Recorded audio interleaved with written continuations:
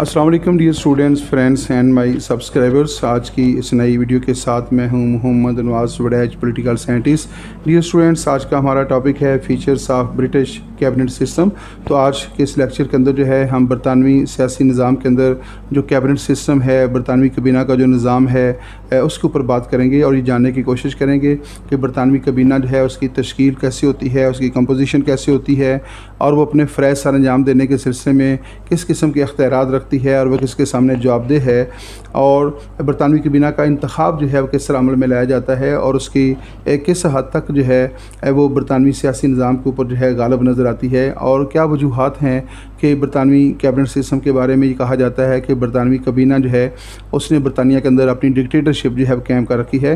तो कई पहलुओं के हवाले से जो है इस लेक्चर के अंदर हम बरतानवी कैबिनेट को डिस्कस करेंगे और ये जानने की कोशिश करेंगे कि what is the nature of British cabinet system और बरतानवी काबीना जो है उसके मामलात क्या हैं और किस तरह जो है वो अपने फ़रज़ जो है वो सारे अंजाम देती है।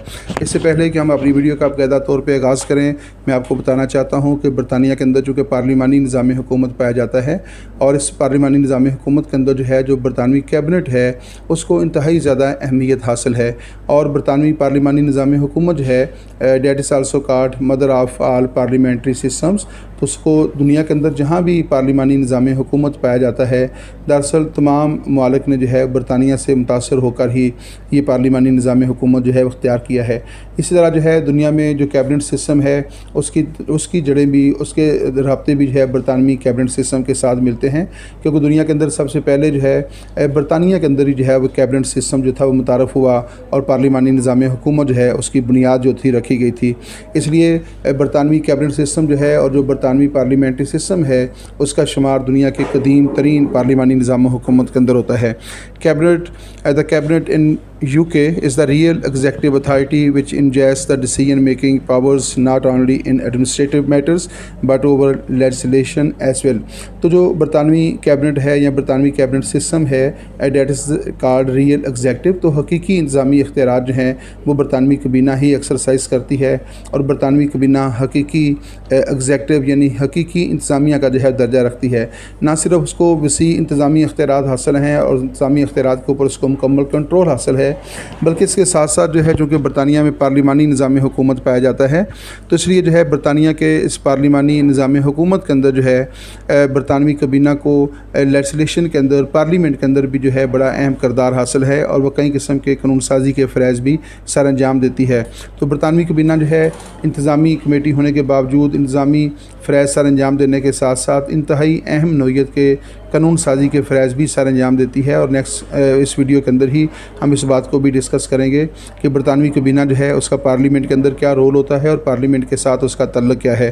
क्योंकि बरतानिया में पार्लिमानी निज़ाम हुकूमत पाया जाता है तो इस पार्लिमानी निज़ाम हुकूमत के अंदर जो काबीना है और जो बरतानवी पार्लियामेंट है उसके दरमियान एक बाहमी रब्त पाया जाता है, बाहमी तल्लुक़ पाया जाता है और दोनों दारे मिलजुल कर जो है वो फ़रज़ सर अंजाम देते हैं। और पार्लिमानी निज़ाम हुकूमत के अंदर अलहदगी इख्तियार जो है, जो सेपरेशन ऑफ पावर का जो कंसेप्ट पाया जाता है उसका बहुत ज़्यादा फुकदान पाया जाता है। Theoretically it is common.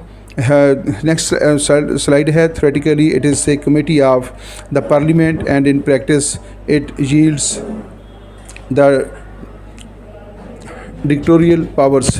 तो ये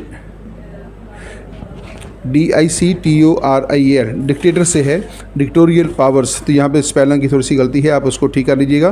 theoretically it is committee of the parliament. तो बुनियादी तौर पे जो है बरतानवी कैबिनेट क्या है, तो ये बरतानवी पार्लियामेंट की एक इंतज़ामी कमेटी है, एक एग्जेक्टिव कमेटी है जिसका पार्लियामेंट के अंदर और बहुत सारी कमेटियाँ सर अंजाम कायम की जाती हैं जो मुख्तलिफ नौइयत के फ़रज़ जो है सर अंजाम देती हैं। इस तरह जो है बरतानवी पार्लियामेंट के अंदर एक कमेटी जो है वो इंतज़ामी फ़रज़ सर अंजाम देने के लिए सर अंजाम दे देती है, जिसका हेड जो है वो प्राइम मिनिस्टर होता है। तो ये एक तरफ तो है ये बरतानवी पार्लियामेंट की इंतज़ामी कमेटी है, लेकिन अमली तौर पे देखा जाए तो इसका अख्तियारात इतने वसी हैं, इसका दायरा कार इतना वसी है और इस कदर ये ताकतवर और बाअसर है कि इसको डिक्टोरियल पावर हासिल हैं कि ये इसने अपनी आमरीत जो है वो कायम कर रखी है और इसका दायरा कार जो है वो ना सिर्फ इंतज़ामी मामला तक पाया जाता है बल्कि कानून साजी के ऊपर भी जो है इसकी मुकम्मल गिरफ्त जो है वो कायम हो जाती है। देखते हैं वन बाई वन जो है बरतानवी कैबिनेट सिस्टम जो है उसके कौन कौन से फ़ीचर्स हैं, उसकी क्या खसूसियत हैं और उनकी नोयत क्या है। The first point is membership of the parliament. तो डियर स्टूडेंट्स, जो है बरतानिया में जो कि पार्लिमानी निज़ाम हुकूमत पाया जाता है, तो ये बात आप ज़हन में रखिएगा कि दुनिया में जहाँ भी पार्लिमानी निज़ाम हुकूमत पाया जाता है वहाँ पे जो कैबिनेट होती है उसका जो इंतखाब है वो पार्लियामेंट के अरकान में से किया जाता है। तो जो कैबिनेट मेंबर्स होते हैं they must be the member of parliament, चाहे वो पाकिस्तान है, इंडिया है, बरतानिया है, दुनिया में कहीं भी पार्लिमानी निज़ाम हुकूमत पाया जाता है। तो बरतानिया में चूँकि पार्लिमानी निज़ाम हुकूमत है इसलिए बरतानवी कैबिनेट जो है उसके तमाम मेंबर्स के लिए ज़रूरी है कि वो बरतानवी पार्लियामेंट के मेंबर हों।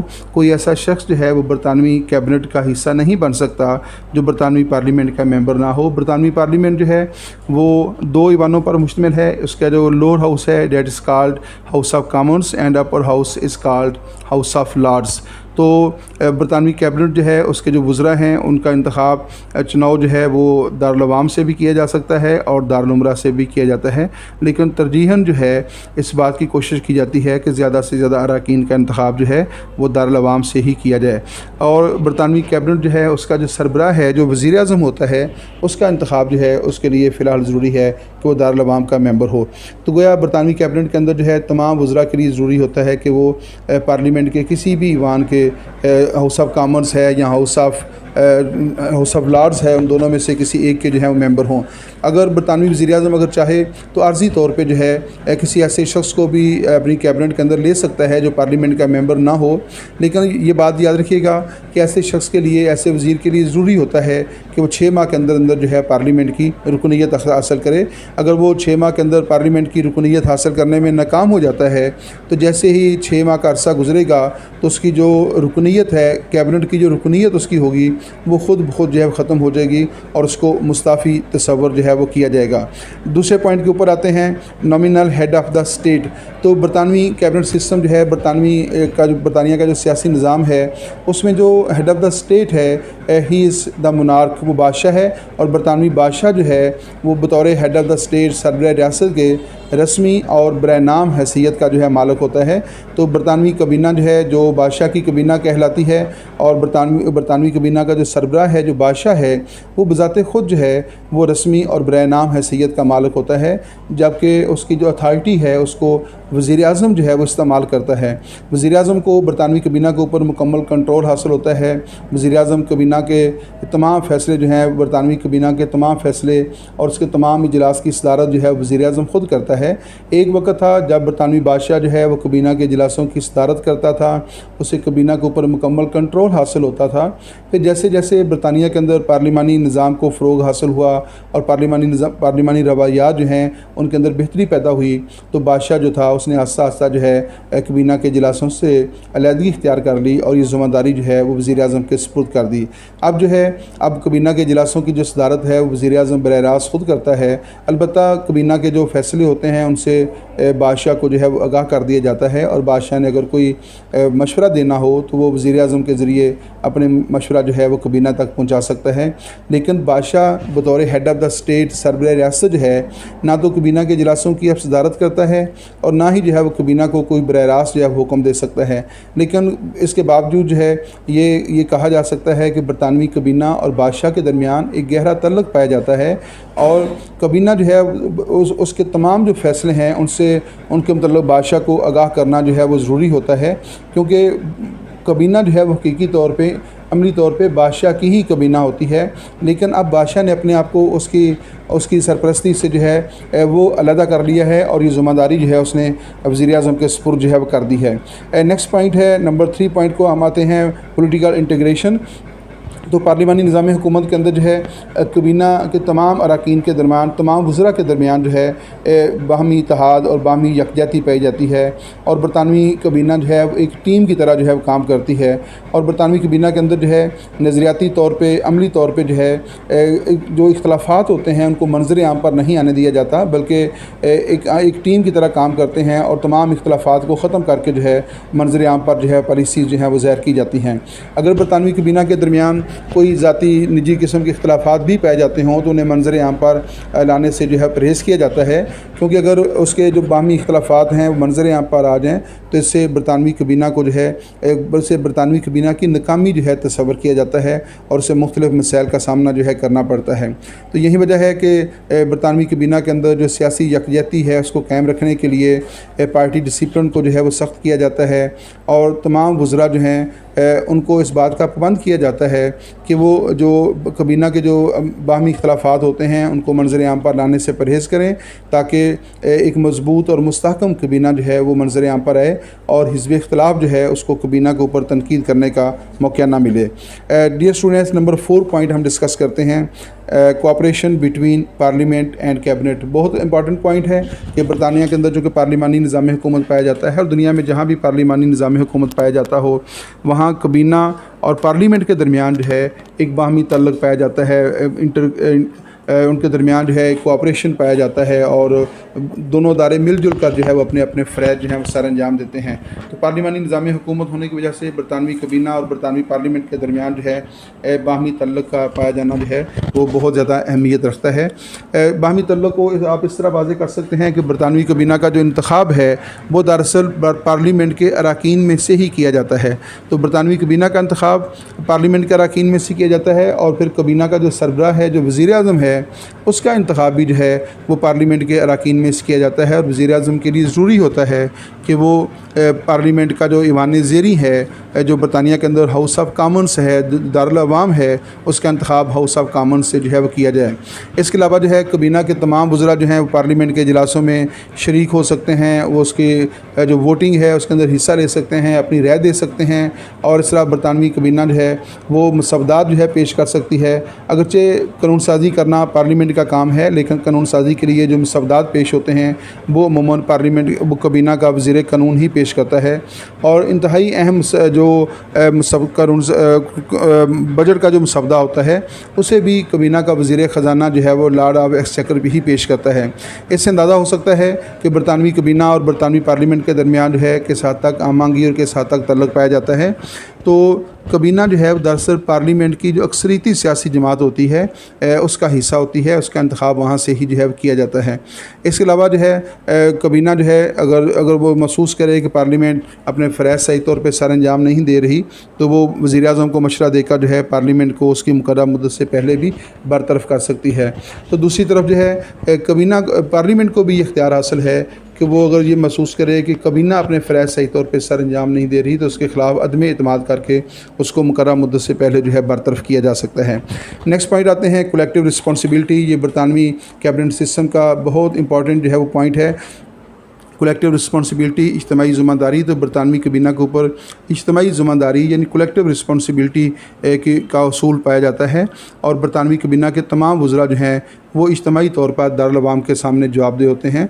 इसलिए कहा जाता है कि बरतानवी काबीना जो है अगर उसमें से कोई एक वज़ीर गलती करता है तो उसकी सज़ा जो है बाकी तमाम वज़रा को मिलती है।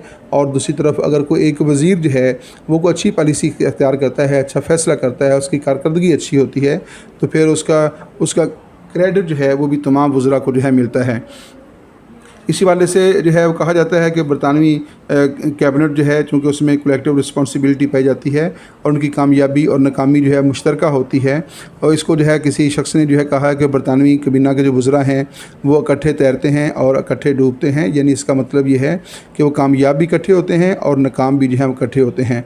अगर किसी एक वज़ीर की कारकर्दगी ठीक ना हो और बरतानवी पार्लियामेंट जो है उसके ख़िलाफ़ अदम एतमाद की तहरीक मंजूर कर दे तो इसके नतीजे में पूरी कैबिनेट जो है वो बरतरफ हो जाती है। तो पूरी कैबिनेट जो है बरतरफ जब होगी तो वज़ीर आज़म भी बरतरफ हो जाएगा। अगर वज़ीर आज़म के ख़िलाफ़ अदम एतमाद हो जाए तो इससे भी पूरी हुकूमत जो है बरतरफ हो जाएगी, तमाम वज़रा बरतरफ हो जाएंगे।